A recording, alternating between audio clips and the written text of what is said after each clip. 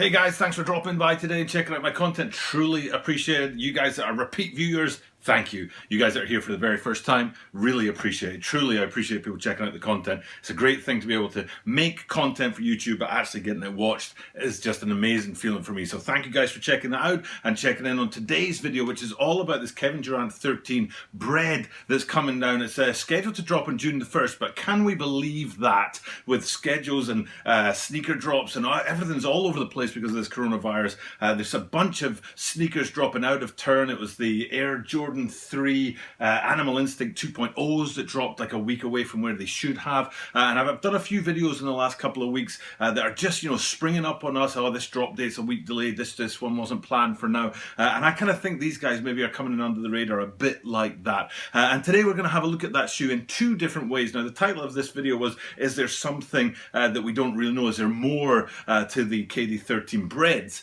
than meets the eye? And we'll get into that today. We'll also get into the details on the sneaker and have a look at the close-up features and the elements that make it a cool sneaker. And we'll take a look at the PG4 breads and compare them to the KD13 breads, because there are a lot of similarities between those two shoes. So with those three things on the way today, stick around and watch this video about the Nike KD13 breads.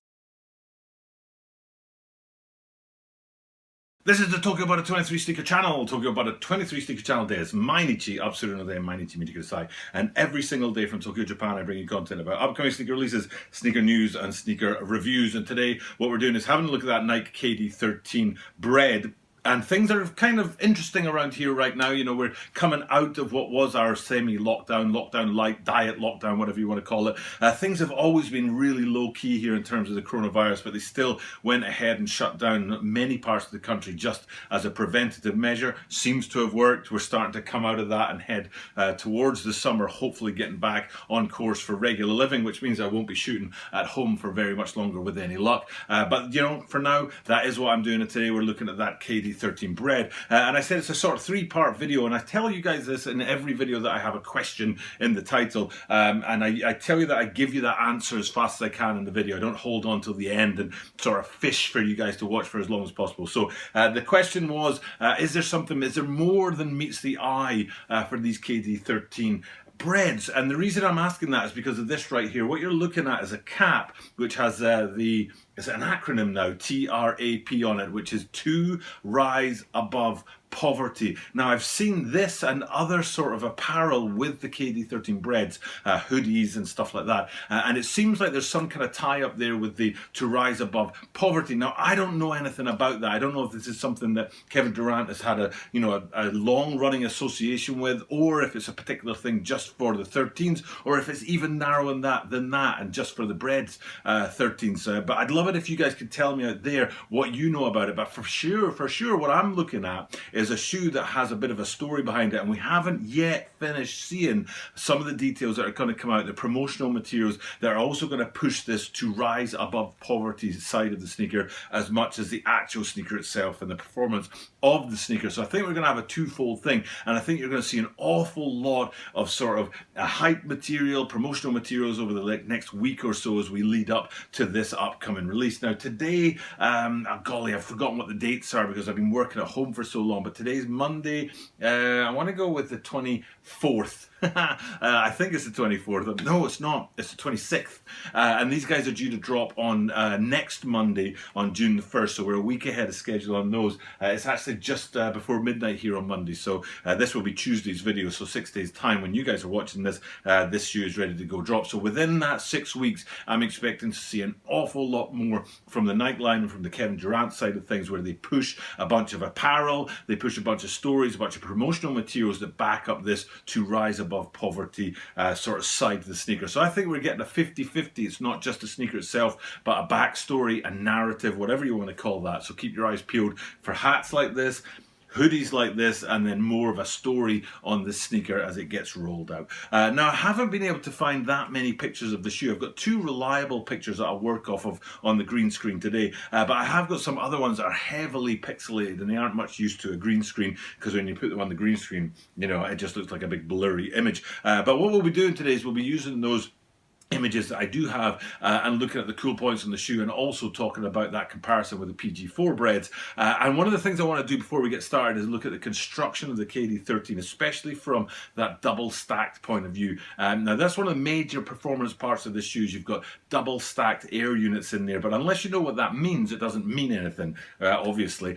Double stacked air units, a lot of people out there will think fear of God, because the fear of gods have a massive double stacked air unit right at the back and it's easy to see. In the case of these guys, you can't see either of the air units because they're sealed within the midfoot and on the midsole of this shoe. But what it means is that throughout the length of the shoe, you've got front to back an air unit that runs the length of the shoe, and that's one air unit within there. And then only on the forefoot, you have another air unit that's double stacked. So it's not full length double stacked air. It's not on the heel at the back of the shoe like those fear of gods. It's towards the front where the basketball players need a bit more of a push, a bit more of acceleration, a bit more sort of energy to get them up as high as possible when they're shooting. So the double stacked air unit is actually at the front of the foot, and it's only there, it's not full length on these guys. So it's important for you guys to know that for any KD13, and it's the same for these particular ones. Now what I wanted to do was, like I said, I want to look at the PG4 bread. So let's bring up the PG4 breads. And the thing I like to do when I can compare shoes is do like 2 or 3 seconds on each shoe and then going back and forth between the two,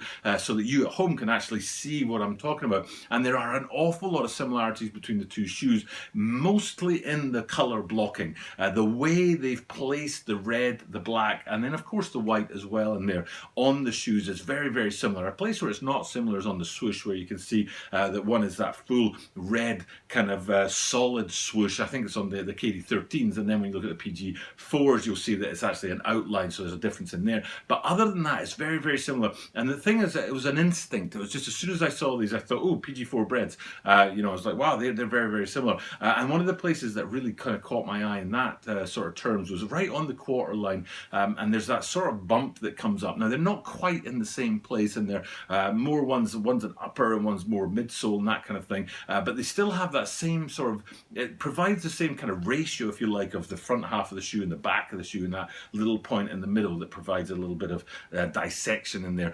So from a structural point of view, they're very, very similar. And then if you just look from the side on the lateral, with the way that the color is blocked in the upper, the white midsole, and then the red outsole, again, very, very, very similar shoes. And then finally, when you flip them upside down and have a look at the bottom, I've talked about this with a number of shoes, including the Curry 7, the Under Armour 7s, which it seems to be a feature these days of sneakers, basketball sneakers, to have this circular patterning throughout the length of the outsole, and that's what we see here, and we also saw it on those PG4 breads as well. So it's a very similar sort of structure as far as that goes. What's not similar is that the PG4 breads, and any PG4, have that zipper on the front that you can see there, and when you peel that back, it reveals a second upper below that, which you definitely don't get on the KD13s. But it's a feature of the KD13s. If we go back to the OG, I did say that when I first looked at these, that the OG looked awful similar to the BB Adapts in the design and the structure and the positioning of the colouring on there. And then we come forward, and now they've got the breads that look awful similar to the PG4 breads as well. So it's kind of like, you know, is there enough uniqueness in here? It's one of the criticisms I've had of some of the LeBron sneakers down the line, that there's an awful lot of similarities with certain Jordan sneakers, that you can really see the parallels in the construction. And then it's the same here. You're seeing a lot of parallels between the PG4s and those KD13s, and that, and also the KD13s and that BB as well. So I'm not a huge fan of that. I'm not a huge fan of an echo, shall we say, of another sneaker coming out in somebody else's line. But that's just my perception of these guys. But the final thing to do is have a look at some of the details on there and look at the shoe itself, because it is a bread colorway. Bread colorways tend to do really well and get a lot of attention out there. And you can see in that upper up there with that sort of lattice effect on there that gives you that kind of more than just bread. It gives you almost like a second dimension on there. It's a very light upper, so it's great for basketball. It's not going to weigh you down in the way those old Jordan sneakers used to do. And then you've got the midsole, like I said, all in white. One of my favorite features is the way the red swoosh dips into the midsole,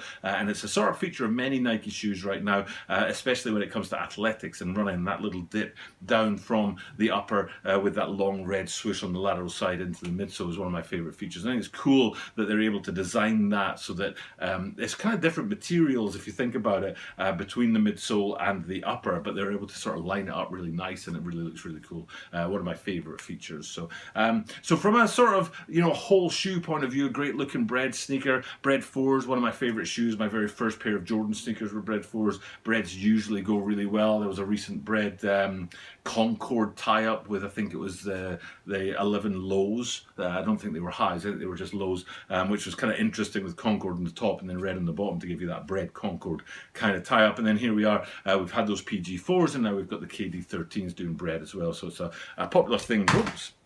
There goes my iPad. It's the second time this week my iPad's fallen off its stand. It's a popular thing to see in the sneakers right now and in the releases that are coming out right now. So so a Bred from the Kevin Durant KD13 line. You know, it kind of makes sense. A lot of sneakers out there and a lot of brands out there are doing that. So good looking sneaker. Stay tuned. You know, keep an eye out for that second line of sort of narrative that's going to come with these and that. The poverty sort of tie-up that you had there, that to rise above poverty sort of line that we were talking about earlier. Keep an eye out for that, especially in the next week as we lead up to this release in 6 days' time on June the 1st. For now though, time for me to do what I do at the end of every single video. I always finish up in the same way, and these days, since I'm shooting one video per day instead of doing them in batches, it means that I've only got you know, another 19 hours to get this one all sort of tucked away and ready for you guys to watch tomorrow. So I'll shoot off and start editing this video. Thank you guys for checking out my content, and I'll do what I've been doing at the end of every single one of my videos, which is I say the same thing, but I'm trying to do something a little bit different each time, and sometimes I don't really, you know, I haven't got anything special, a special way to do it. So what I'll do is I'll say, I'll do it this way. Thanks for checking out the content, but since I do this every single day, that means that you are guaranteed to see me tomorrow.